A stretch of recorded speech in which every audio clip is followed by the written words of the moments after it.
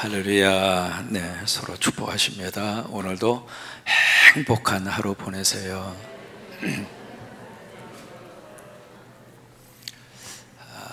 야고보서를 누가 썼을까요? 야고보가 썼죠. 근데 그 야고보가 누구 동생이죠? 성경에서는 주의 동생이라 그렇게 기록합니다. 그러니까 예수님의 동생이었다 이 말이죠.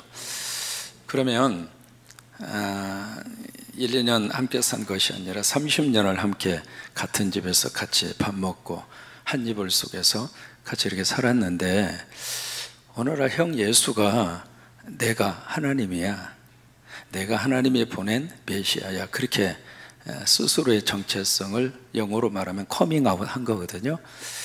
그랬을 때 동생 입장으로서 아이 그러시냐고 몰라봬서 죄송하다고. 여러분 그런 생각이 들까요? 아니면 우리 형 이거 1번일까요? 2번일까요? 참 기가 막힌 그 이야기 아니겠어요? 아니, 태어나서 같이 어렸을 때부터 장차 이 형은 커서 하나님이 인간에 대해서 우리 집에 온 사람이야, 그렇게 해서 이제 알고서 지낸 그런 관계가 아니라 어느 날 갑자기 이제 그런 일들이 발생이 된 거죠. 그러니까 동생의 입장으로서는 혼란이 오는 거예요. 도대체 어느 게 맞는가. 그래서 이제 그 집안 그 형제들 사이에서 그런 어떤 갈등도, 그런 당황함도, 그런 어떤 그 복잡함도 있었던 거죠. 이제 그러다가 예수님이 십자가 부활의 사건을 목격을 합니다. 이제 그러고 나서 거기서 이분이 하나님이구나, 이분이 하나님이 보내신 메시아구나 라고 하는 믿음이 온 거예요. 여러분, 신앙생활은요, 이성이라고 하는 이 두꺼운 장벽을 깨고 들어가야 돼요. 우리가 이제 몸을 가지고 살고 땅에서 살고 있기 때문에 이성이라고 하는 이 차원의 이 영성과의 관계 속에서 이것이 항상 우리를 방해해요. 근데 이 이성의 차원을 어떻게 뚫고 갈 수가 있겠는가? 영적 경험이 있어야 돼요. 이어령 박사가 그런 이야기 하잖아요. 이성에서 영성까지, 그러니까 머리에서 가슴까지 내려오는데 50년 걸렸다고. 그러니까 머리로 아는 거하고요, 가슴으로 느끼는 거하고는 달라요. 그래서 이제 이 야고보 주의 종이 예수 그리스도의 십자가 부활의 사건을 다 목격하고 나서 오늘 1절에 보시면은 본인을 그렇게 고백해요. 나 하나님의 종이다.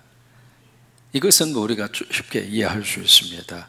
유대의 전통과 그 신앙 속에서 살았던 사람이라면 나 하나님의 종이다, 이것은 자연스러운 하나의 자의식입니다. 나는 하나님이 섬기는 사람이다, 하나님이 내 인생의 주인이다. 이제 그것은 충분히 이해가 되는데, 그 다음에 주 예수 그리스도의 종이다, 이건 야고보 이 주의 종이, 주의 동생이 영적 체험과 은혜를 받았기 때문에 가능한 거예요. 우리가 믿음 안에서 이 두 가지 고백을 가지고 그렇게 살 수 있게 되기를 바랍니다. 따라서 하십니다. 나는 하나님의 종이다. 여러분 어깨 쫙 펴시고요, 어떤 일이 있어도 나 하나님의 종이다. 두 번째, 나는 주 예수 그리스도의 종이다. 즉 그 고백 속에 이 예수가 내 형님으로 생각했던 이 예수가 주다, 주라고 하는 얘기는 하나님이다 그 말이에요. 그 다음에 그 예수가 바로 그리스도다, 메시아다. 이 두 가지 고백이 그 고백 속에 그대로 담겨 있는 거예요. 결국 이 야고보 사도는 초대교회의 큰 하나의 위치에서 하나님 앞에 귀하게 쓰임 받습니다. 그래서 예루살렘 교회의 초대 감독의 위치까지 올라가죠. 그래서 이제 이 야고보서라고 하는 편지를 쓰게 되는데, 이 편지를 받는 대상이 누구냐면 흩어져 살고 있는 12지파, 유대인을 말하는 게 아닙니다. 이게 12지파라고 하는 것은 12이면서도 하나, 무슨 얘기냐면 전 세계에 흩어져 있는 교회입니다. 교회는요, 우리 성광교회도 교회지만 여러분 옆에 깃발의 교회도 교회입니다. 그러니까 이게 예수 안에서 우리만 교회가 아니에요.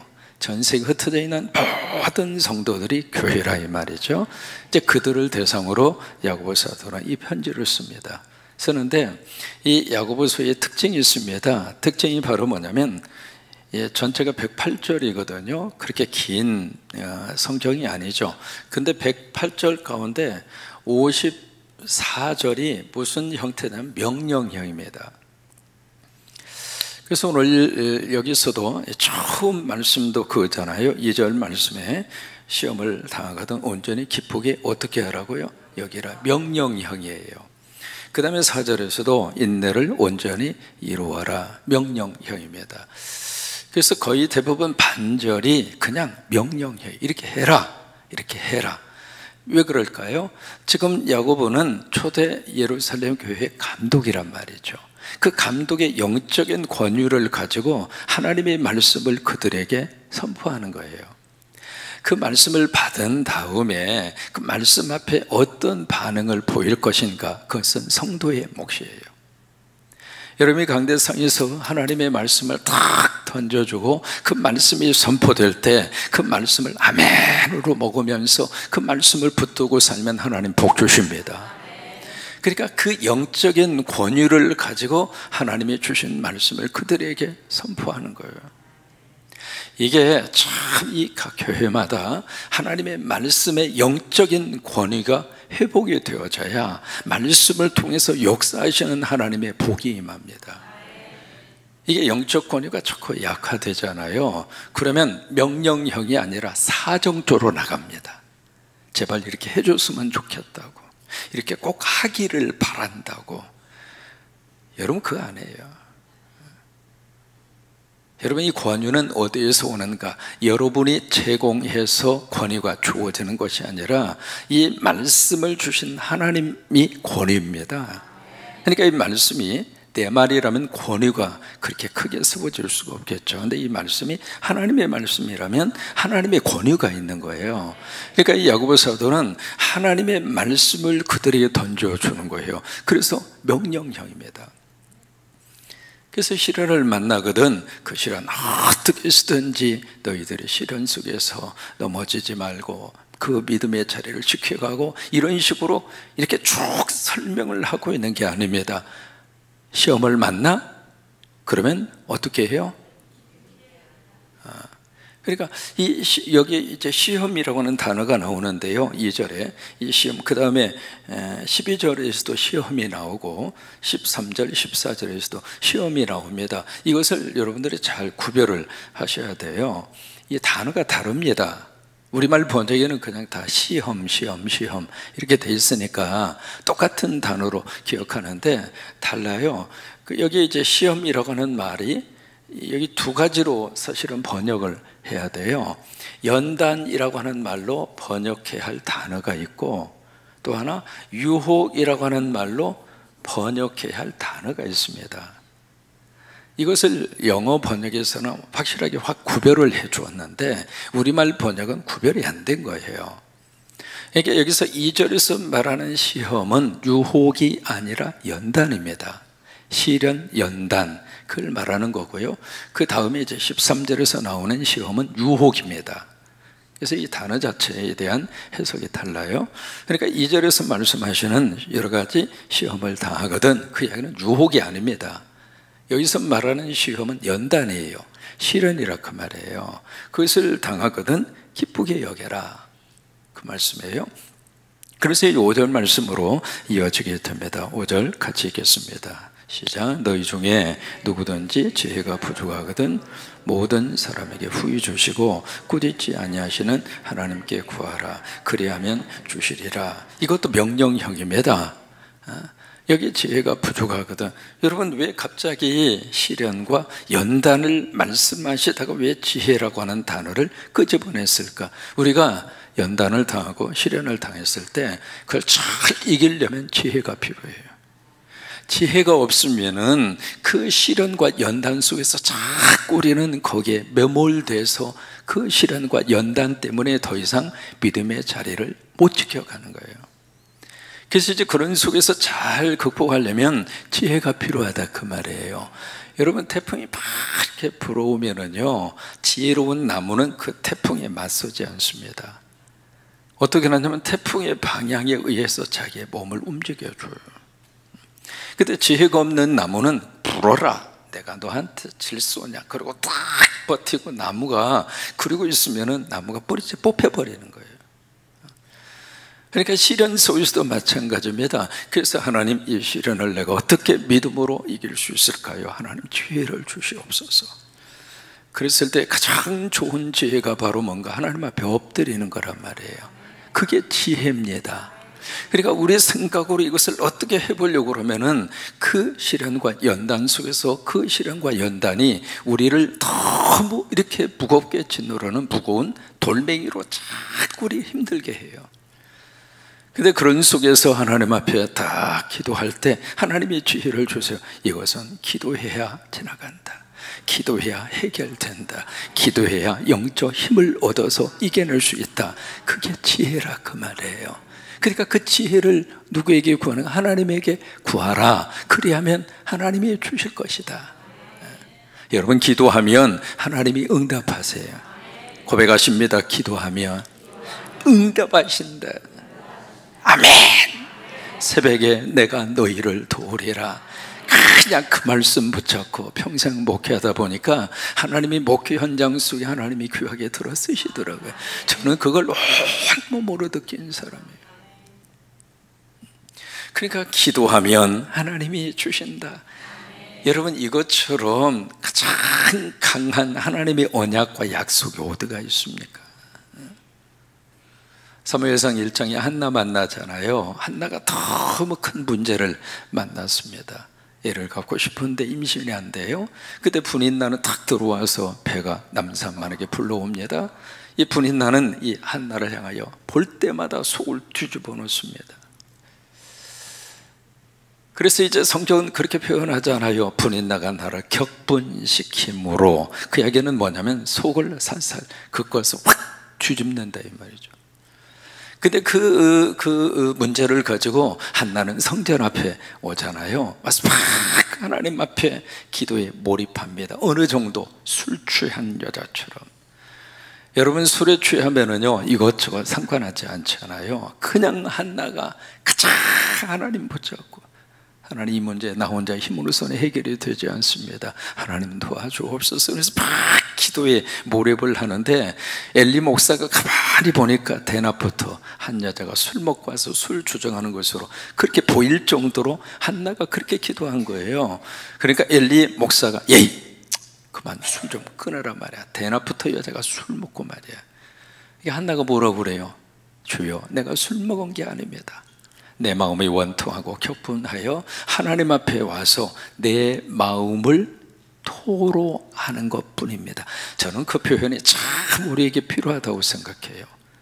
가슴에 담아놓고 있으면 그것이 나를 힘들게 하지만 하나님 앞에 꺼내놓으면 하나님이 들으시더라 이 말이에요. 그래서 그렇게 말을 하니까 엘리 목사가 순간적으로 영적으로 막 깨달음이 온 거죠. 뭐라고 그래요? 하나님께서 내 기도를 들으시기를 원하노라.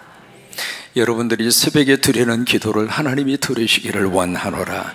여러분들의 기도 제목을 하나님이 들으시기를 원하노라. 이 주회종의 말씀을 딱 듣고 이 한나가 아멘. 그 다음에요, 집에 가서 더 이상 수심이 없더라. 왜 그랬을까요?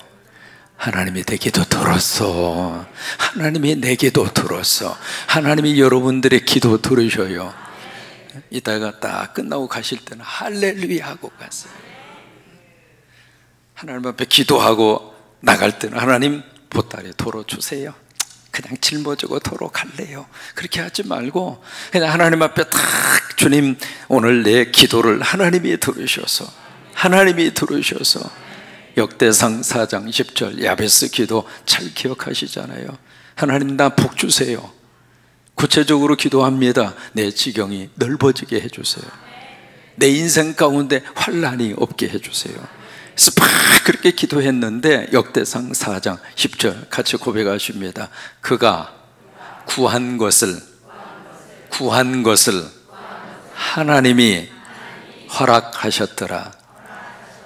구해야 하나님이 허락하시는 거예요. 그러니까 여기 야고보 사도도 그 시련 속에서 하나님 앞에 구해. 뭘 구하는가? 지혜 구해. 지혜를 구해서 이 시련 우리가 잘 이기자.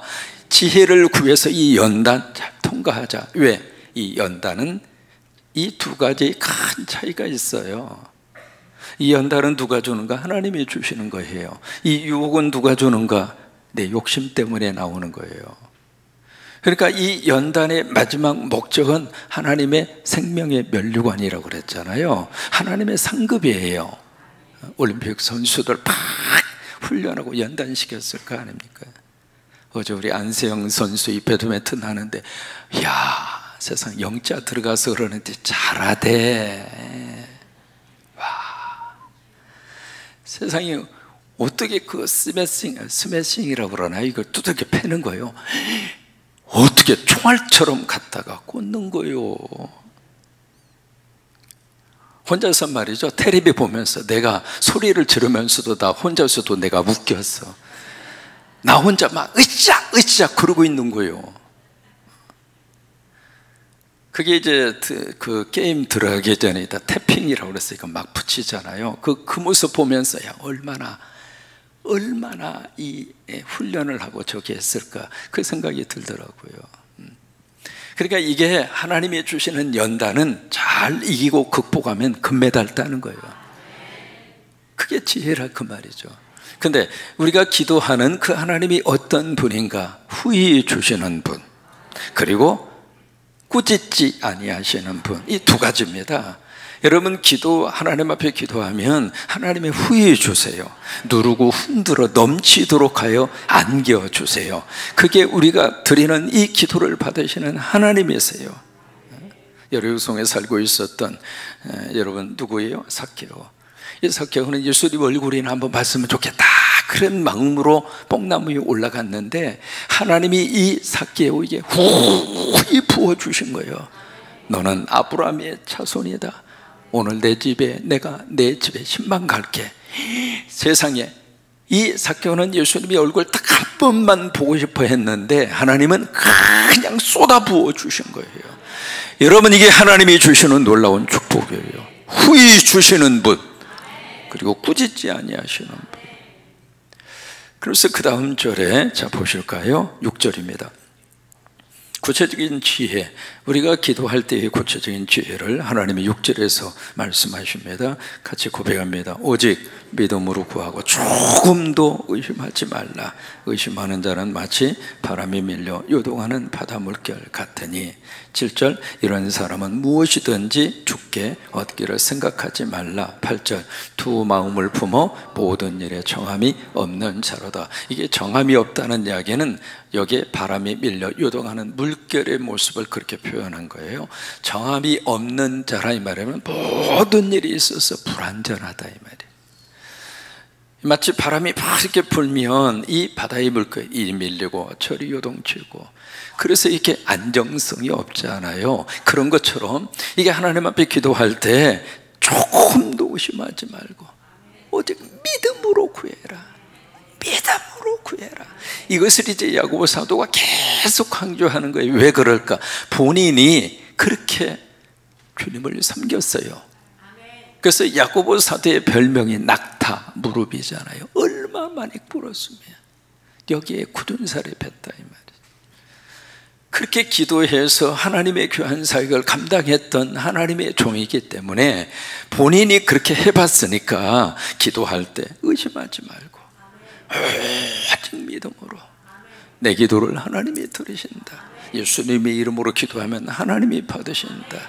오직 모든 일에 기도와 간구로 너희 구할 것을 감사함으로 하나님께 아뢰라. 아무것도 염려하지 말고. 하나님은 그렇게 말씀하셨는데 우리는 모든 것을 다 염려하고 기도하면서도 이거 들을까? 안 들을까? 아이, 내 기도까지 들으실까? 이러고 기도한단 말이죠. 그러지 말라 이 말입니다. 그래서 두 마음을 품어 요동하는 바다 물결, 이게 두 마음 그렇게 표현하잖아요. 우리가 기도하면서 늘 그 영적 싸움이 있습니다. 이 기도가 응답이 될까? 아니면 이 기도가 응답이 되지 않을까? 이 두 마음이 항상 기도자들에게는 두 마음이 그렇게 막 마음속에서 싸우게 돼요. 근데 성경은 그러지 말고 그럴 때마다 하나님 앞에 내 기도를 하나님이 들으셔서 역사하신다고 하는 이 믿음으로, 그래서 두 마음을 품지 말라 그거예요. 그게 바로 뭔 줄 알아요? 탈출구를 막아라 그 말이에요. 배수진을 딱 치고, 이게 어떤 전쟁이 일어나고 이렇게 싸움이 일어났을 때 퇴로를 딱 열어놓고 하면 그 싸움에 온 마음과 정성을 다 쏟을까요? 아니면 아차 하면 도망가자, 두 번째 마음이 들까요? 그러면 퇴로를 딱 열어놓고 하면은요, 거기에서 대해서 최선을 다할 수가 없어요. 그런 것처럼 우리가 기도할 때도 퇴로를 열어놓지 말고 탈출구를 열어놓지 말고 그냥 여기에 한 마음으로 오직 믿음으로 그렇게 기도해서 나가면 하나님이 그 앞에 없던 길도 하나님이 열으시고 하나님의 능력으로 축복의 역사의 시온의 대로가 열릴 줄로 믿습니다. 바로 모세가 바로 애굽에서 나온 다음에 가장 먼저 만나는 것이 홍해라고 하는 난제잖아요. 뒤에서는 지금 애굽의 군대가 바로가 특수부대를 이끌고 쭉 해서 들어오고 앞에는 홍해가 있고, 이거 탈출구가 없어요. 배수진을 칠 만한 게 아무것도 없어요. 완전히 그런 상태죠. 그때에 모세가 어떻게 합니까? 하나님께서 모세에게 그렇게 이야기하잖아요. 내 손에 지팡이를 잡고 바다 위로 내 손을 내밀어라. 그러니까 그게 이제 오직 믿음으로 구하는 거잖아요. 오직 믿음으로 다 구하니까 없던 길을 하나님이 열으신 거예요. 그래서 홍해를 육지처럼 그 백성들이 걸어갈 수가 있었던 거예요. 모든 일들이 다 그렇습니다.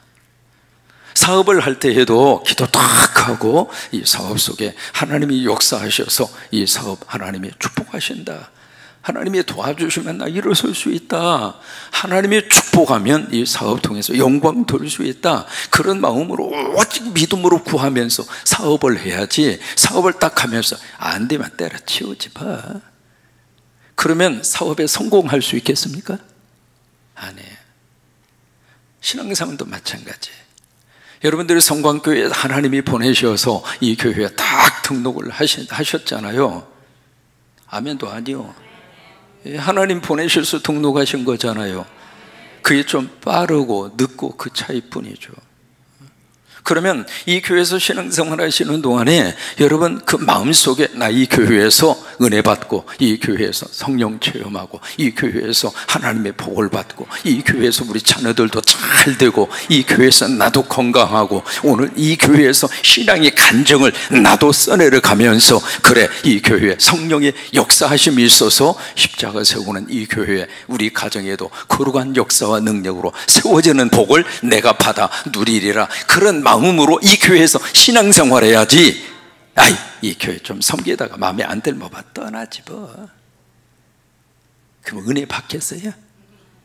대답 좀 해봐요. 은혜 못 받는 거예요. 탈출구가 없어야 돼. 그 열어놓고 하면 안 돼요. 열어놓고. 그러니까 이게 두 마음을 품지 말라고 하는 게 그거예요. 기도할 때도 하나님 이 기도 하나님이 들으셔서 내 때가 아니라 하나님의 때에, 내 방법이 아니라 하나님의 방법대로 이 기도에 대해서 예스라고 응답을 하시든지, 아니면 하나님이 아니야 너 그 응답 받으면 안 돼 노라고 응답을 하시든지, 아니면 조금 기다려, 그래서 우리로 하여금 그 기도 응답에 대한 시간을 늦추시든지, 어느 방법으로 하나님이 응답을 하시든지 하나님이 응답하신다, 그 믿음을 가지고 한 마음으로 그냥 오직 믿음으로 그렇게 기도하면서 사는 사람이 결국에 가서는 영적으로 승리합니다. 아멘이죠. 그 은혜가 넘치기를 주의 이름으로 축원합니다.